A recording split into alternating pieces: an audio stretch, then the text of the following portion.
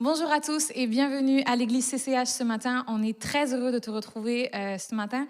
En un premier temps, on voudrait te souhaiter une très très bonne année. On espère que ça va être une année qui va être riche et bénie pour toi. Et aujourd'hui, on a le plaisir d'avoir notre pasteur Laurent qui va nous apporter un message puissant. Puis ensuite, on aura un temps de louange et on se retrouve juste après pour d'autres annonces. Bonjour à tous, très heureux d'être avec vous aujourd'hui. En cette nouvelle année, on est en 2021. Et lorsqu'on considère comment l'année 2020 s'est déroulée, on se dit, wow, on est passé au travers et voici, on est au devant d'une nouvelle année. Je tiens à souhaiter une bonne année à tous ceux et celles qui nous regardent. Je tiens aussi à souhaiter une bonne année à l'Église CCH, tous ceux qui font partie de l'Église. Vraiment, je vous souhaite le meilleur de Dieu. Et j'ai vraiment un message justement pour, tout au long de ce message, vous allez sentir à quel point on veut se souhaiter une bonne année. Et en fait, on a toutes les raisons de pouvoir anticiper de bonnes choses. Ça, c'est vraiment ce que j'avais à cœur de partager. Ce premier message de l'année, le titre de mon message s'intitule « Une année qui compte ». En fait, j'aimerais pouvoir dire déjà à l'avance que l'année qui est devant nous va compter. Elle va compter. Et c'est un message qui est en introduction, un premier message avant cette nouvelle série que nous allons débuter dès la semaine prochaine qui va s'intituler « Une vie qui compte ». Et je vous encourage à être présent, à vous préparer pour cette nouvelle série qu'on va partager avec de grandes vérités, mais en même temps des vérités peut-être qu'on a déjà entendues, mais pour que nous puissions en saisir une compréhension encore plus riche, plus profonde et plus significative du cœur de Dieu. Et ça va être vraiment extraordinaire et génial. Et en cette nouvelle année, premier message de l'année, j'aimerais vous déclarer qu'il y a devant nous une année qui compte. Une année qui va compter. Et même l'année 2020, avec tout ce que cette année a pu contenir. Vous savez, des fois, on a tendance à vouloir faire un tri. Je vais garder certaines choses, je vais relâcher d'autres choses. Je vais mettre de côté d'autres choses. Alors, on accepte et on refuse. Maintenant, j'aimerais vous dire que chaque année, nous devons prendre chaque année dans sa totalité et déclarer que tout ce que cette année contient compte. En fait, tout ce qui nous est arrivé en 2020 a compté, a été calculé, a été placé spécifiquement. Et on va comprendre pourquoi, parce que à ceux et celles, à travers ceux et celles qui mettent leur foi en Dieu. Vous savez, lorsqu'on déclare cette vérité, je mets ma foi en Dieu, c'est-à-dire que j'accepte de voir tout ce qui se produit dans ma vie à la lumière de ce que Dieu est. À la lumière de qui est Dieu et de comment Dieu compte se révéler à moi à travers chaque épisode de ma vie. Et cette année, cette nouvelle année, elle est déjà comptée. Je ne sais pas si on réalise, mais elle est déjà comptée. Et c'est toujours important, en début d'année, de rétablir un peu les bases. Vous savez, lorsqu'on a une fin de course et on se prépare pour un nouveau chapitre, l'entre-deux est très important. Avant de se lancer immédiatement dans quelque chose d'autre, c'est toujours important de faire le point, de méditer un peu sur certaines choses qui nous ont précédés. Et comment je vais entrer dans ce nouveau chapitre que Dieu me propose de vivre. Amen. Alors, c'est important de faire le point, de remettre surtout les choses en perspective. Et en fait, le but de ce message, pour que nous puissions même entrer dans la nouvelle série que nous allons entrer à partir de la semaine prochaine, c'est de préparer, c'est bizarre un peu ce que je veux dire, mais c'est vraiment dans ce terme-là que je compte le spécifier, c'est de préparer nos perspectives. Préparer nos perspectives. Préparer nos attentes. Préparer notre vision des choses. Et d'avoir déjà au préalable des conceptions solides, des conceptions qui vont pouvoir tenir la route. Souvent, on a des conceptions qui sont irréalistes et après, on se demande pourquoi on a fait fausse route. Souvent, les gens qui parviennent à rester sur le chemin solide, droit, qui se rendent à une place pertinente dans leur vie, c'est souvent des gens qui ont pris le temps de préparer leur perspective. Et ça, c'est très important, surtout en début d'année, de pouvoir entrer dans ce nouveau chapitre en préparant nos perspectives en fonction de ce que Dieu, lui, présente devant nous. Quelqu'un devrait dire Amen. Et j'aimerais vous dire aussi ce matin qu'il est important de se préparer à voir et anticiper la prochaine année comme faisant partie de la destinée de Dieu pour nos vies. Cette année, elle va compter. Elle fait partie du grand parcours de Dieu pour notre vie. Et ça inclut tout ce que cette année contiendra. Par la foi, je le déclare, je prépare mes perspectives parce que je ne veux pas être pris au dépourvu par certains événements que je n'avais pas prévus. Mais mes perspectives l'avaient prévu. Mes perspectives se sont préparées à vivre tout ce que cette année me réserve. C'est très important. Alors, les choses que je prévois ainsi que celles que je ne sais pas encore, maintenant, j'inclus tout ça. Mes perspectives vont parvenir à inclure toutes les étapes de cette prochaine année dans le grand savoir de Dieu. Moi, je ne sais pas, Dieu le sait déjà. Amen. Ça inclut les joies comme les peines, les hauts et les bas, les victoires et les échecs. Et je ne veux rien laisser de côté. En fait, je dis oui à tout ce que cette année me réserve.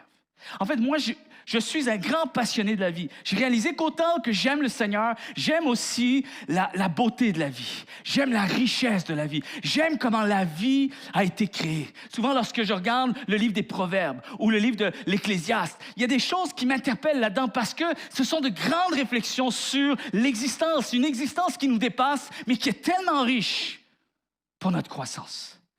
Et je veux entrer avec passion, comme un passionné de la vie. Je dis oui à tout ce qu'il y a devant moi. Je dis oui même aux peines les plus grandes. Je dis oui. Même si les gens disent non, moi je dis pas oui. Moi je dis non. Et je vais vous expliquer pourquoi je peux avoir la foi de dire oui. Je vais vous expliquer pourquoi à travers ce message très important. Vous savez, il y a un passage qui se trouve dans le psaume 139. Au verset 16 et le verset 17. C'est un passage qu'on a probablement déjà entendu. Pour ceux et celles qui sont familiers dans les choses de Dieu, les choses de la foi, c'est probablement un passage que vous avez déjà entendu. Maintenant, je veux qu'on y entre avec un peu de profondeur et surtout de méditer à des grandes choses qui sont dites à travers ce passage. Il est dit « Quand je n'étais qu'une masse informe ». C'est David qui va déclarer ce verset, cette vérité. « Quand je n'étais qu'une masse informe », il s'adresse à Dieu, « tes yeux me voyaient. » En d'autres termes, tes yeux me voyaient déjà. Et sur ton livre étaient tous inscrits les jours qui m'étaient destinés. Avant qu'aucun d'eux n'existe, tous ces jours étaient déjà comptés, chers amis. Que tes pensées, ô Dieu, me semblent impénétrables et que le nombre en est grand. Tous mes jours sont déjà devant Dieu. Ils ne sont pas devant les miens, mais ils sont devant les siens. Tous mes jours, ma destinée, ma vie entière, comme du début jusqu'à sa finalité, ma vie entière est déjà comptée, calculée, vue, repassée devant Dieu. Je ne sais pas si on a déjà pris le temps de réfléchir à ça, de méditer, de réaliser la profondeur des mots qui sont inscrits à l'intérieur. C'est une parole de vérité, puisque la Bible contient ces paroles-là. Je crois à la Bible comme étant la vérité. Amen. Et ce qui est merveilleux dans tout ça, c'est que ce passage nous parle, oui, on dit souvent, oui, mais ce passage nous parle de la prévenance de Dieu. Mais voici ce que j'aimerais dire, c'est que le psalmiste ici, lorsqu'il déclare cette phrase, ça lui fait du bien. Pourquoi? Parce qu'en dépit de ce qu'il va traverser, ou de ce qu'il traverse déjà, ou de ce qu'il a traversé, il est en train de déclarer que je suis rassuré. Je rassure mon âme de savoir que Dieu prend soin de moi depuis le tout début et il prendra soin de moi jusqu'à la fin. Et il m'aime encore plus que je ne peux l'imaginer. Il m'aime encore plus que ma mère qui m'a mis au monde. Et une des choses qu'on a besoin de comprendre, c'est que Dieu, lorsqu'on parle d'existence, lorsqu'on parle d'être humain, lorsqu'on parle de chacune de nos vies, on parle d'un Dieu qui ne fait pas les choses à moitié. Amen. Dieu ne fait jamais les choses à moitié, surtout en matière d'existence. Dieu n'est jamais dans l'incertitude. Ce que David est en train de déclarer, ça doit probablement lui faire du bien à son âme, parce qu'il est en train de réaliser que Dieu n'est jamais dans l'incertitude. Et Dieu n'est pas un débutant en matière d'existence. Il y a plusieurs années, maintenant, j'ai été atteint d'une maladie. La plupart, vous le savez, et j'ai déjà partagé ce témoignage-là. Je ne vais pas aller trop dans les détails, mais il y a eu un événement particulier pendant ce séjour de souffrance. Quand je dis de séjour, ça a duré plusieurs années dans mon cas, mais j'ai réalisé que ce séjour faisait partie du grand voyage. Et lorsqu'on souffre, on a tendance à vouloir que les choses s'arrêtent et qu'on les oublie. Comme si c'était un événement décalé, un événement qu'on met à part. Je veux pas cet événement-là, je veux l'oublier le plus vite possible. En fait, je voudrais que ça cesse le plus vite possible. Mais dans la souffrance, et parfois, je ne dis pas qu'on peut réaliser ça sans souffrir. Je crois qu'on peut réaliser beaucoup de choses avec Dieu. Mais parfois, lorsque tu es acculé, lorsque tu es pris devant quelque chose qui te dépasse, quand tu souffres, quand c'est difficile, quand tu as l'impression même qu'il n'y a plus d'espoir. Dans mon cas, c'est une maladie dégénérative et incurable. Donc, il n'y a pas d'espoir. Et on a l'impression que c'est juste ça qui existe. Cet événement, c'est presque tu as l'impression que c'est ton dernier combat que tu vas vivre. Et pendant cette souffrance-là, j'ai eu une période où c'était plus difficile et mon frère avec ma belle-sœur ont choisi de venir nous visiter. On fait le voyage et tout ça, ils sont venus quelques jours. Et avec mon frère, on a vraiment des temps très, très forts où juste ensemble, on peut passer des heures à parler, on s'encourage, on lit la parole de Dieu ensemble, on prie ensemble. Et c'est vraiment un soutien pour moi dans ma foi. Et quand il devait partir le dernier jour, c'était difficile parce que quand tu passes un moment difficile, tu es content le premier jour où ils arrivent, tu sais que tu vas te faire du bien et tout ça, mais moi je sais toujours, le premier jour c'est une joie, mais j'anticipe toujours la grande peine après, c'est encore plus dur après. Surtout quand tu es malade, quand tu sais que tu as besoin de soutien et tout ça. Et le dernier jour, il s'en va, il part à l'aéroport et tout ça, et je me souviens que je me suis rendu dans la chambre où ils ont séjourné, et il m'avait laissé un petit mot. Et le petit mot, j'ai toujours gardé. Et ça a été vraiment aussi, ça faisait partie, ce mot-là, c'était très puissant. Je crois qu'il était très dirigé par Dieu. Il faisait partie du cheminement que Dieu voulait que je fasse pour que je comprenne un peu qu'à travers ce qui m'arrive, tout ce qui m'arrive fait partie du grand voyage. Et il a dit, peut-être ça ne va pas vous parler tant que ça, mais je veux juste vous expliquer un petit peu par la suite. Il dit ceci, « Sois fort, petit frère. » Et il a marqué, n'oublie pas Gédéon, qui a été fatigué, mais qui a quand même poursuivi sa route. N'oublie pas Néhémie, qui a dû tenir l'épée d'un côté et travailler de l'autre main. N'oublie jamais l'apôtre Paul, qui, au plus dur de ses difficultés, a pu déclarer « Je puis tout par celui qui me fortifie ». Et il marque cette phrase juste en dessous, il a écrit « Ce qui se produit aujourd'hui en toi est plus grand que ce qui t'arrive. Ne baisse pas les bras et continue de répondre à ton appel. » Ton appel. Et ça m'a résonné. Continue de répondre à ton appel d'enfant de Dieu, d'époux, de père et de pasteur. Je t'aime encore plus, Christophe.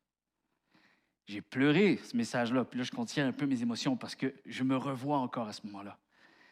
Et la seule chose que je percevais, et ça, je crois qu'il y a aussi l'aide de Dieu. Vous savez, lorsqu'on parle du Saint-Esprit de Dieu, il y a ce que je peux lire à travers les Écritures, et ça peut être tout simplement quelque chose de très scriptural. Ça peut être juste des mots, de l'encre sur du papier. Mais il arrive un moment où il y a une parole, elle devient pour toi. Cette parole, elle était appointée. Il y a un moment que tu dois vivre avec Dieu. Et ce qui se produit à ce moment-là, c'est qu'il y a l'Esprit de Dieu qui donne vie à ces paroles et qui vient répandre un message qui n'est adressé qu'à toi. Là, ce message-là, il est à toi. Et j'étais en train de méditer pendant plusieurs jours. C'était une saison où je comprenais finalement. J'arrivais tout doucement à comprendre que les choses les plus difficiles qui sont en train de m'arriver font partie de la belle, grande histoire de Dieu pour ma vie. C'est presque indescriptible. C'est très difficile de pouvoir convaincre quelqu'un, allez, rentre dans cette vérité. Je crois qu'il y a un moment où est-ce que tu dois faire face à Dieu avec l'Esprit de Dieu qui touche ton cœur profondément et qu'une parole qui peut sembler si ordinaire pour quelqu'un d'autre devient un grand point tournant pour ta vie. Et cette parole, autant qu'elle a suscité beaucoup d'émotions, j'avais de la tristesse, on était dans le jour du départ, mais plusieurs jours par la suite, j'ai relu. Et comme si Dieu revenait avec cette parole-là, et à travers ce que je lisais dans les Écritures, j'ai compris finalement que même ces jours les plus sombres, avant que je naisse, Dieu les avait destinés. Est-ce que vous êtes là? Et les mots qui ressortaient, c'est « continue ». L'appel de Dieu continue. Toi, tu penses que ça s'arrête. Tu sais, c'est quand tu n'as plus de gaz. Moi, une fois, je suis tombé en panne d'essence.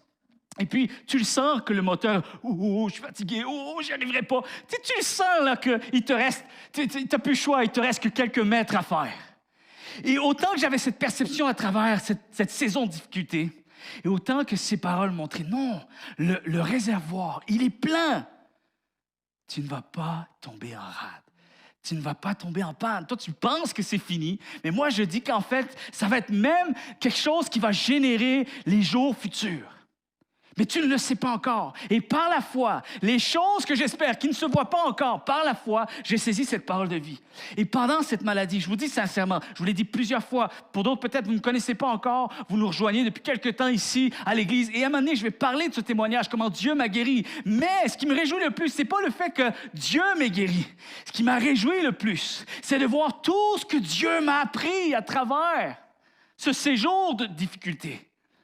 Et si c'était à recommencer, tu accepterais de recommencer, de souffrir. Maintenant que tu le sais, est-ce que tu reviendrais en arrière et accepter que tu souffres comme tu as souffert? Je dis oui! Juste parce que je choisis d'être un grand passionné de la vie. Oui, je dis oui. Je dis oui à cette nouvelle année, avec ses joies et avec ses peines. Je dis oui parce que j'ai trop vu la profondeur de ce que Dieu seul peut faire dans le cœur d'un être humain, même au travers des jours les plus sombres d'une existence. Je dis oui. Si c'est pour sortir plus riche, oui. Si c'est pour sortir encore plus connaissant des choses de Dieu, je dis oui. Et si c'est pour donner un plus grand témoignage à mes enfants, à mon épouse et à ceux qui m'entourent, je dis oui. Je dis oui. Ta destinée continuait de s'accomplir en 2020. Ta destinée continuera de s'accomplir en 2021 avec tout ce qu'elle contient. Est-ce que Dieu est à l'origine du mal? Non. Comprenez bien ceci. Mais j'ai cette assurance que les souffrances que nous vivrons, Dieu permettra, dans sa grande puissance, dans sa grandeur, dans le fait qu'il est divin, je suis humain, mais lui, il est divin, Dieu permettra que ces grandes souffrances fassent partie du voyage. C'est ça la grande beauté de Dieu. Il recycle tout. Amen? Il n'y a rien qui jette au vidange. Tout ce qui nous arrive, il le savait. Et c'est comme s'il disait, ne t'inquiète pas, je vais faire quelque chose de bon avec ça. Je vais réussir à faire quelque chose de bon avec toi. Maintenant, prépare tes perspectives. Prépare-toi à accepter tout ce qu'il y a devant toi, comme faisant partie d'une seule histoire. Des fois, on a besoin, là, j'ai l'impression que j'ouvre une deuxième parenthèse dans ma vie. On dirait que je t'ai destiné à vivre ça, mais là, on dirait que c'est une deuxième histoire qui commence. Non, c'est une seule histoire. Un seul voyage, une seule aventure. Et un jour, tu le sauras. Et un jour, tu rendras gloire à Dieu. C'est pas seulement un point sombre. C'est pas seulement, tu sais, moi, ça m'est déjà arrivé, on mange dehors souvent dans le sud de la France, l'été. Et puis là, tu sais, quand tu as un bon repas, et puis tu as une espèce de mouche qui rentre dans la sauce. Déjà, moi, ça m'est déjà arrivé. C'est comme, non, ça gâche tout. Ça gâche tout. Tu sais, moi, je suis dédaigneux, j'ai plus envie. Je suis comme, c'est tellement délicieux. Pourquoi ça finit ainsi?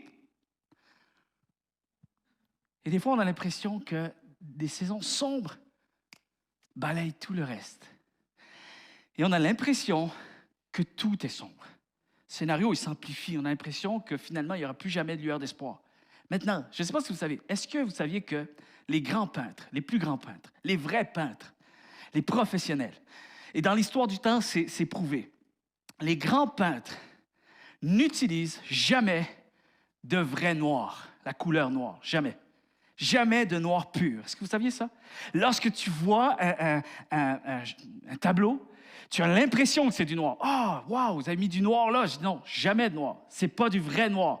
Ce n'est jamais du noir à 100%. Parce que les vrais... Je ne sais pas d'où ça sort. J'ai essayé de voir un peu, mais je n'ai pas trouvé. Je ne sais pas pourquoi, d'où ça sort qu'il y a cette philosophie, il y a comme cette règle qu'on utilise. Attention, dans la confrérie des peintres, je ne sais pas si quelqu'un qui s'est levé. Attention, on peut peindre tout ce qu'on veut dans la vie, mais jamais en utilisant de vrai noir. Il faut fabriquer notre noir. Et même dans un noir, tu sais, une couleur noire, tu penses que c'est vraiment noir, ça a été pris à partir du noir pur. Eh bien, des fois, des peintres qui peuvent dire, ben, tu vois, là-dedans, il y a du rouge, il y a du vert, il y a du bleu, il y a même du blanc.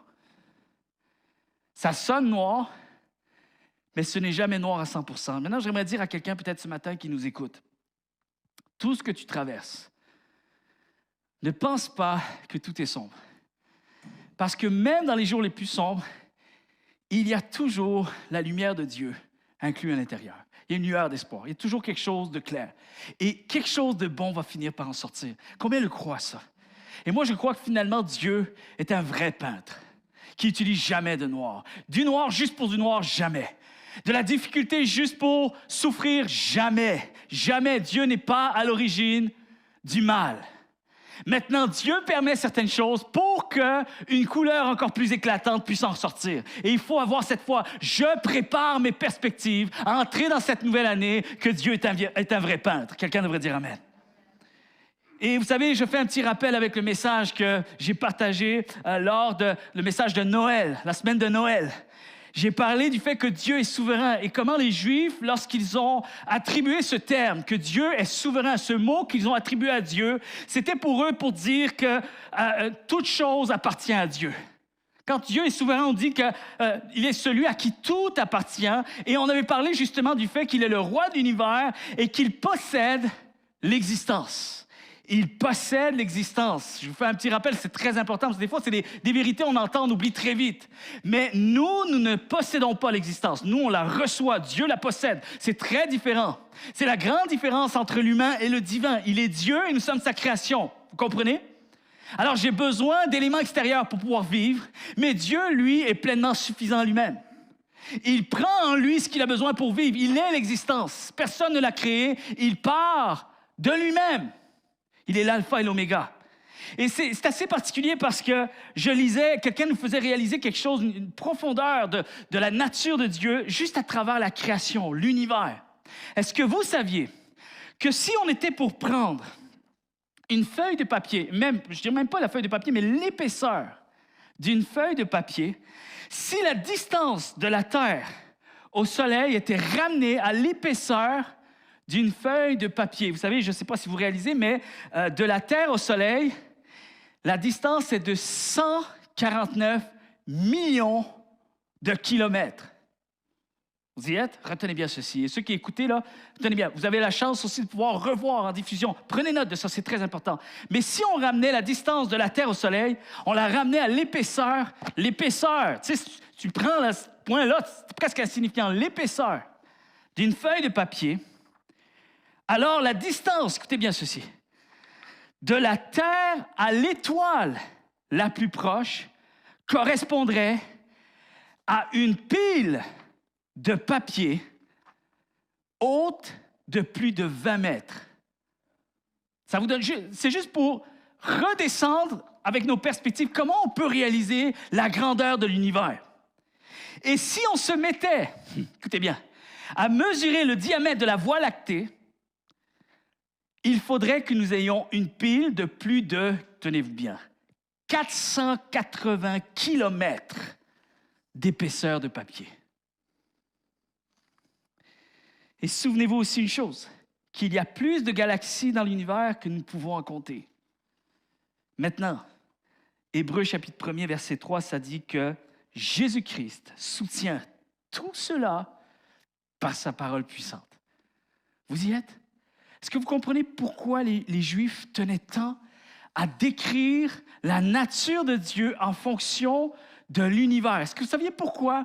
À cause du caractère démonstratif. Je vais vous faire un petit cours, des choses peut-être un peu techniques, mais comprenez bien, quelque chose de très inspirationnel qui va pouvoir peut-être même nous amener un élan supplémentaire de cœur vers Dieu en comprenant ce concept-là, le caractère démonstratif, à travers les récits qui nous sont donnés dans les Écritures. Il y a 2 règles qu'il y avait pour chaque auteur de la Bible. Vous savez, les auteurs de la Bible, surtout lorsqu'on continue dans le temps et qu'on arrive proche du Nouveau Testament, il faut qu'ils sélectionnent ce qu'ils vont dire parce qu'ils utilisent une tonne de matière pour parler de ce que Jésus aura fait, pour parler de ce que comment Dieu s'est révélé. Il y a tellement une tonne de matière que le choix en devient complexe. Maintenant, il y a 2 règles qui sont rattachées au fait que nous avons ces récits et pas d'autres. La première règle, c'est que lorsqu'on écrivait quelque chose, pourquoi la Bible nous donne tant de détails sur l'étendue et la grandeur de la création? Vous remarquez comment, surtout dans l'Ancien Testament, à chaque fois qu'on veut expliquer qui est Dieu, comment est Dieu, sa nature, comment il fonctionne, comment il se révèle à nous, on utilise des éléments de la nature, des éléments de la création. Et les auteurs faisaient ça. Et également aussi dans le Nouveau Testament. Mais il y avait 2 raisons. La première, pour pouvoir utiliser ces événements-là, était que les événements devaient être véridiques. Première des choses. Lorsqu'on parle des fléaux à l'Égypte, c'était des événements véridiques. Mais ce n'était pas seulement pour avoir une information de ce qui s'est passé d'extraordinaire. Ce n'était pas suffisant. Lorsque les auteurs écrivaient de tels récits, il y avait un autre but en arrière. C'est le but le plus important. C'est qu'à travers chaque récit, chaque événement, chaque fait, chaque récit, chaque histoire qu'ils racontaient, il fallait que ça possède un caractère démonstratif. En d'autres termes, c'est que ces récits-là parlaient de la création pour nous révéler davantage le Créateur. Alors, on pourrait même traduire ainsi. C'est comme si les auteurs de la Bible disaient « As-tu vu la création? » Et puis, quand ils mettent des détails, c'est gigantesque, c'est énorme. C'est énorme. Et plus la recherche avance, aujourd'hui encore, avec toute la nouvelle technologie, les scientifiques, tout ce qu'ils trouvent, je loue Dieu. À chaque fois que l'on découvre une nouvelle vérité sur ce qui nous entoure, je loue le Seigneur. Et c'est exactement dans cette optique-là que les auteurs de la Bible écrivaient. J'espère que nous allons susciter l'intérêt face à Dieu, l'émerveillement, la louange, l'adoration, l'engagement, se donner à Dieu parce qu'il est le seul qui puisse conduire nos vies si parfaitement. Le caractère démonstratif, c'est comme s'il disait « As-tu vu la création? Alors imagine un peu le Créateur. » C'était pour donner plus de lumière au Créateur. C'était pas juste pour louanger la création. On s'émerveille devant la création, oui, mais le but de la création, c'est que tu puisses réaliser la grandeur de Dieu. As-tu vu la création? Alors imagine qui est Dieu. Amen. Voilà pourquoi je partage ceci.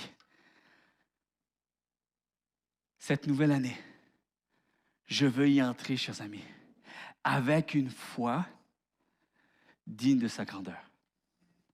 Amen. C'est pas vrai que même les circonstances les plus difficiles, c'est pas vrai que je vais refuser d'y voir Dieu. Dieu est à l'intérieur. Dieu y est. J'aimerais vous dire même ceci. C'est très important de déclarer ceci, mais toutes les étapes de ma vie possèdent la nature de Dieu. Possède Dieu. Le divin est à l'intérieur. J'ai déjà vu ça. Et j'ai dit oui. J'ai accepté, à travers ce que j'ai vu, qui allait se passer dans ta vie, j'ai accepté qu'on démarre ta vie. On a dit oui. Dans le ciel, ça a été statué. OK, on y va. C'est ça le planning, on y va avec ça. Et avant que ça démarre, Dieu a dit, je promets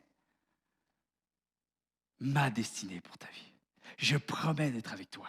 Je promets de prendre soin de toi. Donc, il faut arriver, parce que Dieu voyage dans le temps. Vous savez, lorsque Dieu fait une promesse, Pasteur Candy, la semaine dernière, a parlé des promesses, que Dieu tient ses promesses.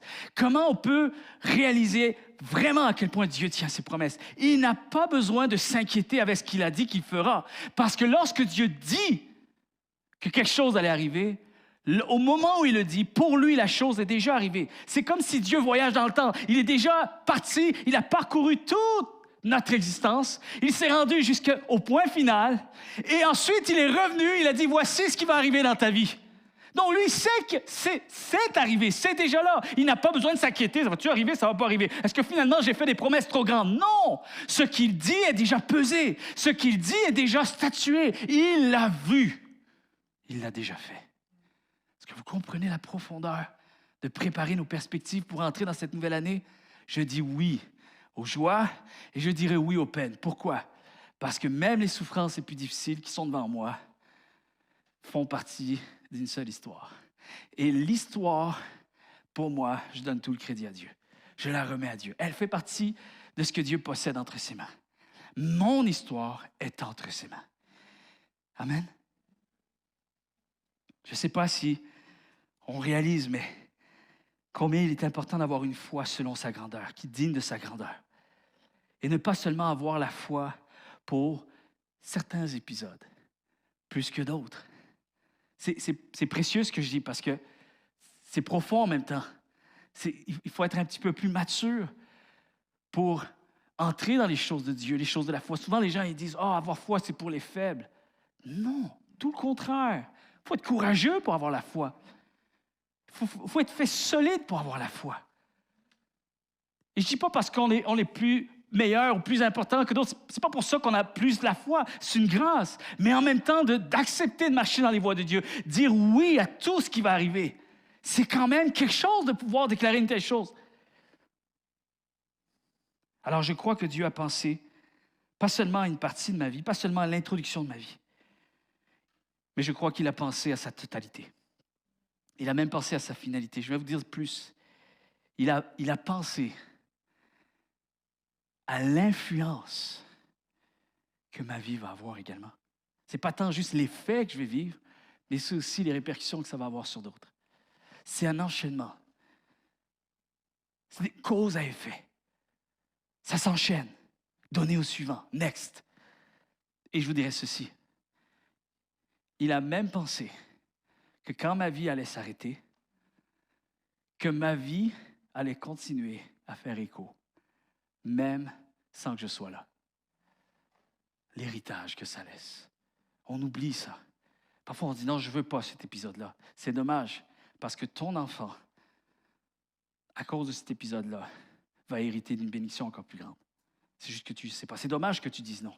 C'est dommage que tu démissionnes à ce point-ci. Et c'est comme si Dieu, des fois, aurait le goût de nous dire, c'est dommage parce que tu aurais peut-être besoin d'accepter que même à travers cette situation-là, je continue d'être Dieu. Je suis celui qui possède l'existence, ne l'oublie pas. Ce qui semble être insurmontable, les centaines de milliers et de millions de kilomètres qui nous dépassent à travers la création, Dieu lui déclare une chose et tout est maîtrisé à travers une seule parole. Alors imagine comment le Créateur peut s'occuper de toi, même dans les journées les plus sombres. Il continue d'être capable. Amen. Combien tes desseins, ô Dieu, dans le psaume 139, sont pour moi impénétrables et comme ils sont innombrables. Si je les comptais, ils seraient bien plus nombreux que les grains de sable sur les bords des mers. David, il déclare, il dit, allez, game over, j'arrête. J'arrête de vouloir essayer de comprendre. J'accepte. Tes desseins, tes projets, tes plans, ta destinée, tout ce qui inclut ma vie.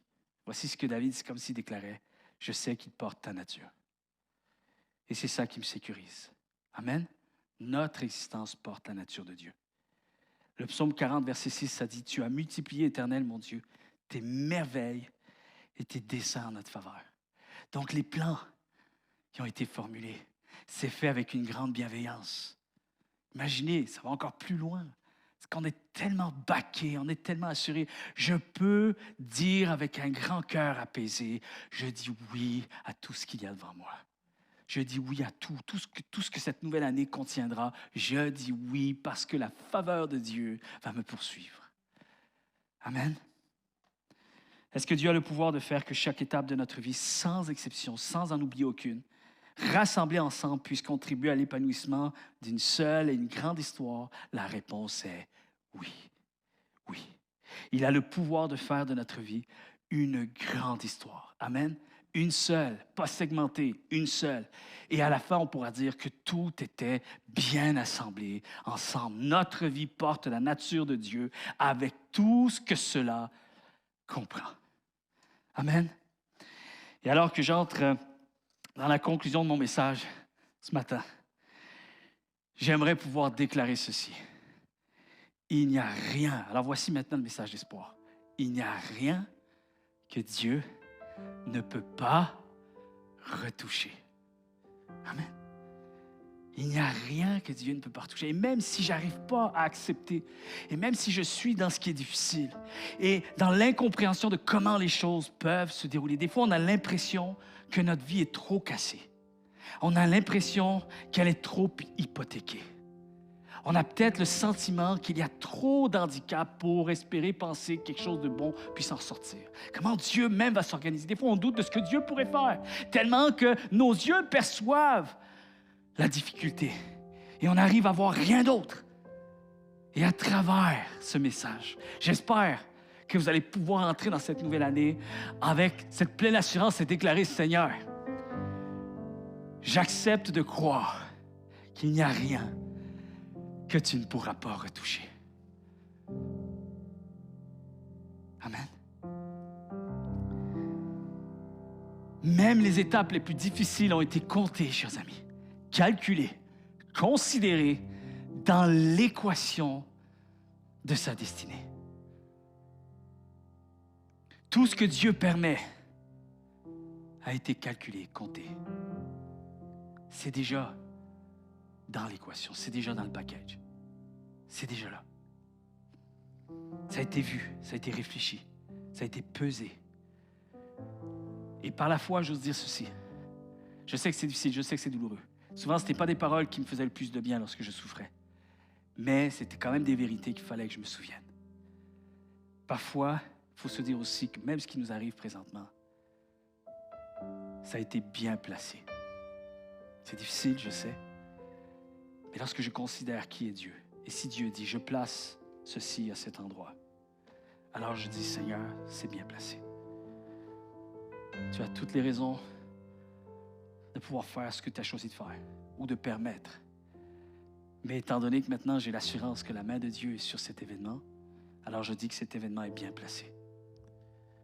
Et je le déclare par la foi. Peut-être pas avec la compréhension, mais je le déclare par la foi. Même les étapes les plus soudaines, même les saisons qui viennent à nous sans préavis, sans avertissement, qui s'invitent toutes seules, vont devenir des points tournants. Je parlais avec un frère hier et qui a eu un parcours tellement difficile dans son enfance et qui croit en Dieu aujourd'hui et qui a choisi de placer Dieu même dans son enfance difficile. Et aujourd'hui, il a presque 40 ans. Et il nous déclarait à mon épouse et à moi hier que je me sens privilégié parce qu'au travers de tout ce parcours, je sens que Dieu a fait quelque chose de spécial dans ma vie. Et que c'est comme si on a des dons spéciaux. On est devenus spéciaux. On est devenus des êtres particuliers, marqués par cette richesse divine. Et aujourd'hui, je peux donner ce que je n'aurais pas pu donner si je n'étais pas passé par là. Aujourd'hui, je peux être une bénédiction pour quelqu'un. Je n'aurais pas pu l'être de cette manière si ça n'avait pas été de ces événements. Et en fait, aujourd'hui, j'accepte que même les choses qui m'ont fait le plus souffrir étant enfant ont contribué à ce que je devienne la personne que je suis aujourd'hui.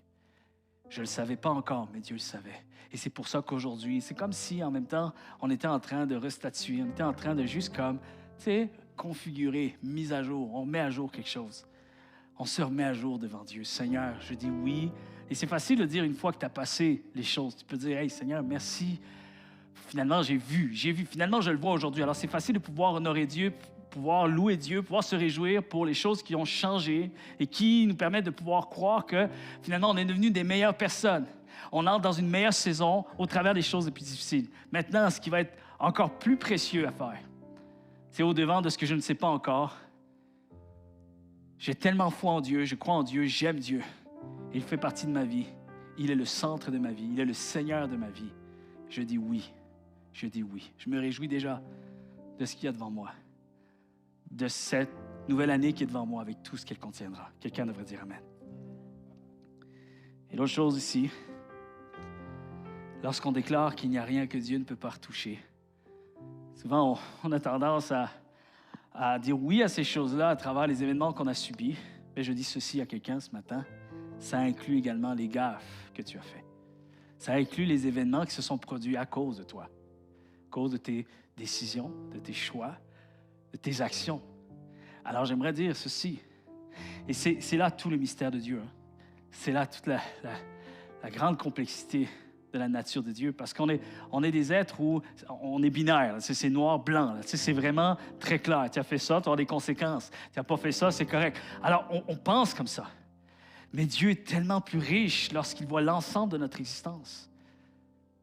Alors, ça inclut nos gaffes, même les pires. Ça inclut nos erreurs. Ça inclut nos échecs. Ça inclut nos angles morts, nos mauvais coups, nos mauvais choix, décisions. Et parfois, je l'ai déjà dit ça dans un message, et c'est tellement bon, je veux juste le réitérer parce que je sais qu'il y a des gens qui ont besoin d'être restaurés, qui ont besoin d'être rétablis. Il y a des gens qui vivent avec une certaine dose de culpabilité tellement que ça leur empêche vraiment, ça les empêche de pouvoir s'épanouir avec Dieu. Maintenant, j'aimerais vous dire, ce discours de culpabilité, ce n'est pas Dieu. Il y a ta conscience est bonne. Maintenant, il faut que tu ailles chercher en Dieu l'espoir qu'il y a encore quelque chose de bon pour toi, malgré même ce que tu as pu commettre. Et c'est très important, parfois, on tourne à gauche quand on savait qu'il fallait tourner à droite. Et c'est pas, les choix, j'ai pas fait exprès. Non, des fois, on fait exprès. On sait qu'on aurait dû faire quelque chose et on ne l'a pas fait. Et maintenant, on en subit les conséquences. Mais il y a des gens qui pensent que c'est trop tard et qu'on va devoir en subir de lourdes conséquences jusqu'à la fin de nos jours et que je ne peux même pas espérer réclamer quoi que ce soit devant Dieu. Maintenant, j'aimerais que tu puisses comprendre ceci. Dieu te connaissait avant que tout commence. Tous mes jours étaient comptés. Alors les jours de tes gaffes étaient aussi devant ses yeux. Et Dieu a dit avec le grand comité du royaume céleste, on dit, OK, on est correct avec ça? Oui, on est correct. OK, go, on la part, cette existence. On dit oui, go, c'est parti, feu vert. Ça veut dire que Dieu avait déjà prévu d'assumer tes gaffes, tes erreurs. Ayons une foi un peu plus compréhensive. Chers amis, soyons un petit peu plus intelligents. Ne lisons pas juste pour lire. Quand on lit toute la grâce de Dieu dans les Saintes Écritures, alors ça inclut, ça vient en vigueur justement pour les moments de faiblesse, de limitation. Ce qu'on n'a pas pu réussir, Dieu l'a réussi à notre place. Et Dieu te connaissait parfaitement. Quand tu as démarré ta vie, il connaissait ta personnalité, tes faiblesses, tes choix, tes dispositions de cœur. Il connaissait tout ça. Et il savait que tu allais tourner à gauche. Même s'il t'a dit, tourne à droite. Hey, tourne à droite. Il a tourné à gauche. Et puis tout le monde dit, on le savait. On le savait. Il savait que tu allais tourner à gauche. Il savait que tu étais limité à entendre sa voix. Il le savait. Alors, dans sa bonté, écoute bien ce que je veux dire. Dans sa bonté, il a prévu, lui, de te rencontrer à gauche. Il avait prévu, on aurait dû aller à droite, il est tourné à gauche, OK, on ira à gauche. On ira à gauche. On sait que de toute façon, il va falloir qu'on aille à gauche. Il est allé à gauche, on le sait. On va aller à gauche. Parfois, on se pose trop de questions, à savoir ce que nous allons devoir faire. Lorsqu'il y a une nouvelle année, c'est difficile, parce qu'il y a tout l'inconnu. Il y a ce que je projette, il y a ce que je prévois, mais il y a tout ce que je ne sais pas. Et il y a comme une angoisse.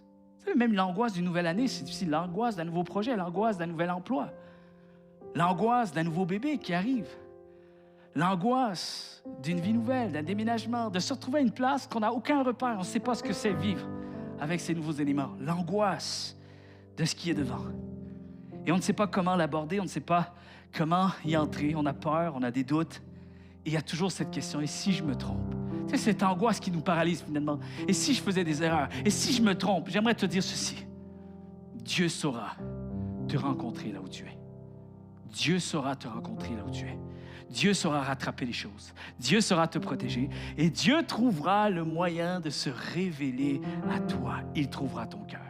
Et là, peut-être qu'on a tendance à dire, « Oh, OK, alors je suis libre de pouvoir faire ce que je veux. » Absolument pas. Et là, restent les prochains messages parce que je vais rééquilibrer un peu la donne avec ça. Parce que c'est important de considérer que la Bible dit ceci. Et vraiment, il y a quelque chose ici à saisir.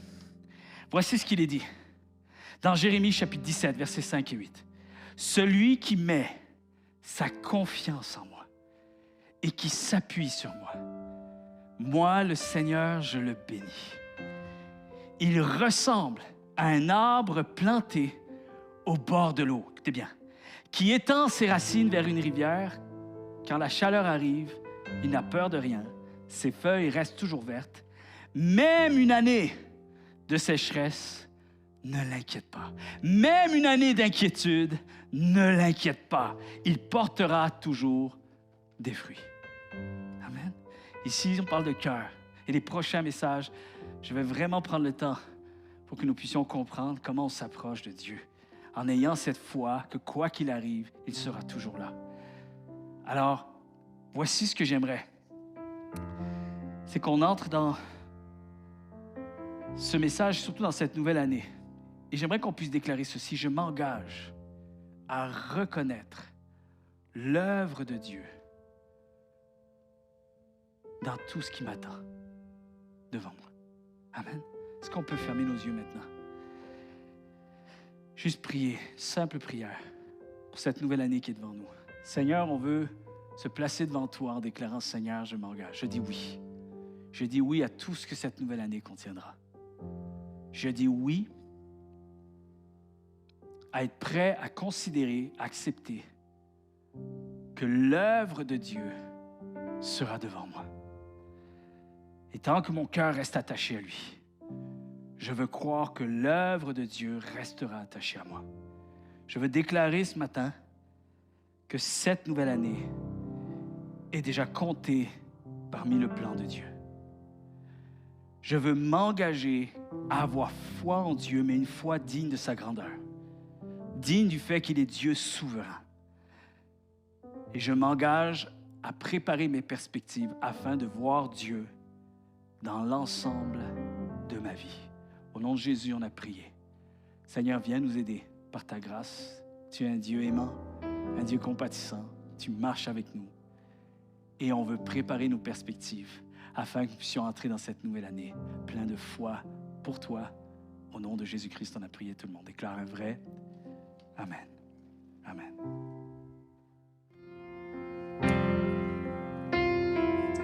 Seigneur, sois le seul élevé, le seul exalté dans ce lieu. La louange, elle est pour toi, Seigneur. Tu es un grand Dieu, tu mérites une grande louange. Tu es un Dieu bon, Seigneur. Ensemble.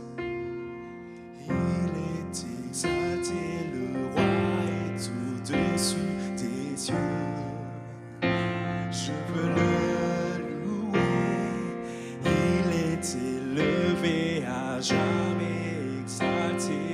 Je loue son saint nom. Il est exalté, le roi est au-dessus des cieux. Je veux le louer. Je veux le louer. Il est Il est élevé. élevé à jamais exalté. Je loue son saint nom. Il est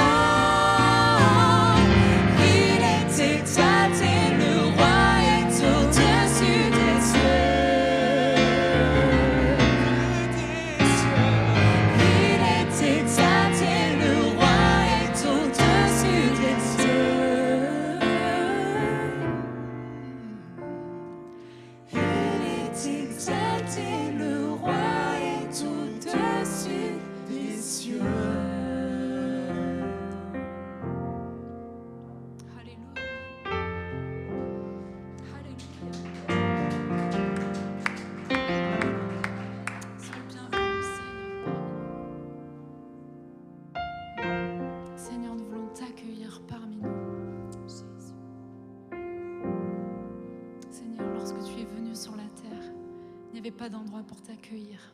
Mais aujourd'hui, tu as fait de nous ton habitation, Seigneur. Nous voulons te louer et t'honorer pour cela. Nous voulons t'accueillir, te souhaiter la bienvenue. Oh Jésus.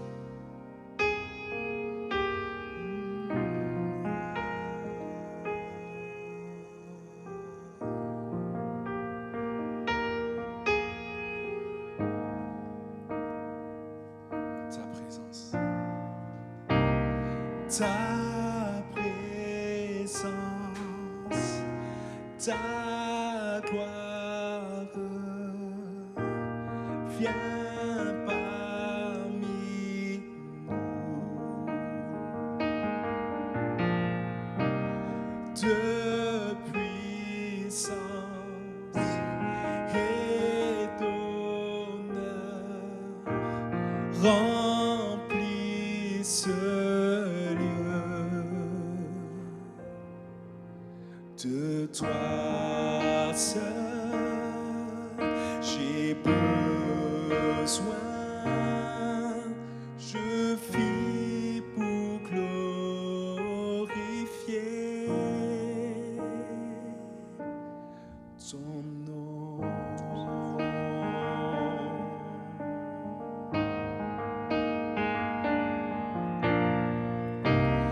Ta présence, ta gloire vient parmi nous. De puissance et d'honneur, remplis ce lieu. De toi seul, j'ai besoin. Je vis pour glorifier ton nom. Glorifier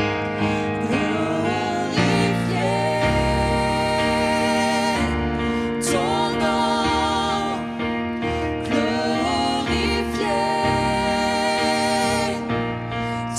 nom.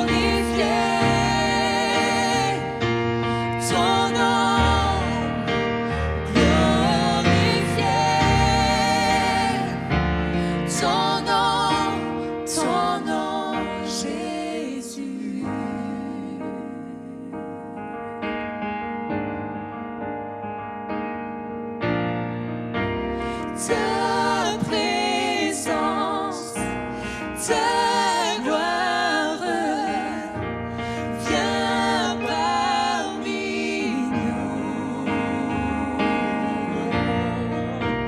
De puissance et d'honneur remplis ce lieu. De toi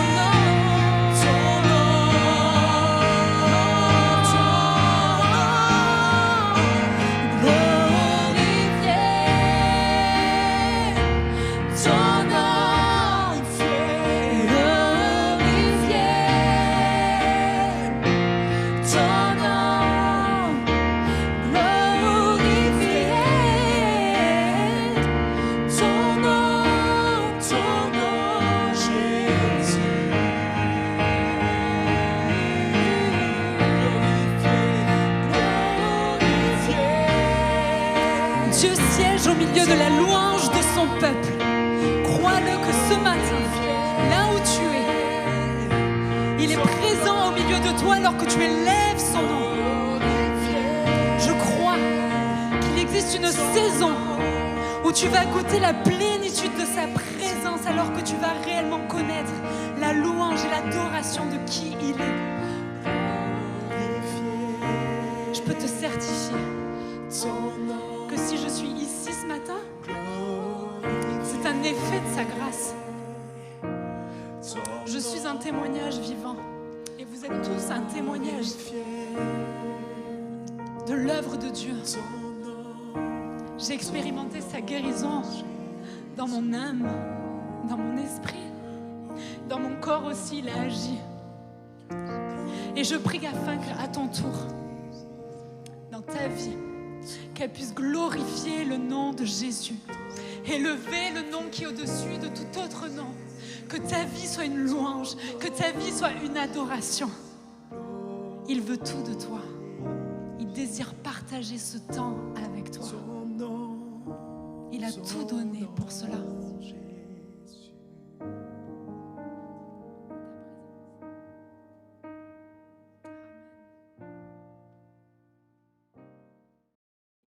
J'espère que tu as été béni par ce moment partagé avec nous. Merci au pasteur Laurent qui nous a apporté un message vraiment puissant.